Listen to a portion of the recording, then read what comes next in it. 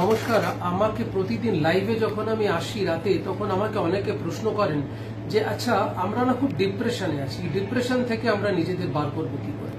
দেখুন, ডিপ্রেশনটা অনেক রকম ভাবে আসে, তবে আমি যে বার্তাটা আপনাদের কাছে পৌঁছতে চাইছি সেটা হচ্ছে যে এটা অনুরোধ যে লাইফের অতীতটাকে না কখনো ইমোশনাল বার্ডেন বানাবেন না। আপনারা করেন কি যে লাইফের অতীতে এমন কিছু ঘটনা ঘটে থাকে আপনাদের জীবনের, যেগুলোকে বড় ইমোশনাল বার্ডেন বানিয়ে ফেলেন, ভাবতে থাকেন, সব সময় আপনারা এগুলো নিয়ে ভাবেন। দেখুন, আমি একটা কথা বলি, হয়তো এমন কোনো ঘটনা কোনোদিন ঘটেছে যে ঘটনাটার জন্য আপনি দায়ী নন বা আপনি হয়তো তেমন কাজ করেননি, তথাপি আপনাকে দুঃখিত বা সরি বলতে হয়েছে। তো দেখুন, আপনি হয়তো ওই মুহূর্তে দাঁড়িয়ে আপনি মূল্য দিয়েছেন আপনার সম্পর্কে, আপনি সম্পর্কের মূল্যায়ন করতে জানেন। তো এই জায়গাটা যিনি করতে জানেন, এই সম্পর্কের মূল্যায়ন যিনি করতে পারেন, তার থেকে বড় মাপের মনের মানুষ তো আর কেউ হতে পারে না। দেখুন, প্লেন অ্যান্ড সিম্পল, আমি একটা জিনিস দেখেছি যে আমরা ছোটবেলায় কিন্তু সকালে উঠে পড়াশোনা করতাম, কিন্তু আজকের প্রজন্মকে দেখেছি তারা অনেকে রাত জেগে পড়াশোনা করেন, কেউ রাত 2:30, 3টে, এমনকি 3:30 পর্যন্ত জেগে পড়াশোনা করেন। কিন্তু স্ট্যাটিস্টিক্যালি যদি দেখেন তাদের রেশিও, তাদের সাকসেস রেট কিন্তু অনলি 5%।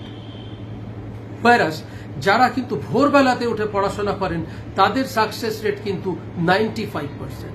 এর কারণ একটাই, কারণ সকালে যখন আপনি ভোরবেলা ঘুম থেকে ওঠেন, আপনি যখন উঠে ফ্রেশ হয়ে ঠাকুর প্রণাম করে, দরকার হলে আপনি সূর্য প্রণাম করে, অত সকালে সূর্য ওঠে না, কারণ আপনি সকাল 4টে থেকে উঠে যদি পড়াশোনা করেন, দেখবেন আপনার মাথা মস্তিষ্ক অনেক বেশি রিফ্রেশ থাকবে, ফ্রেশ থাকবে।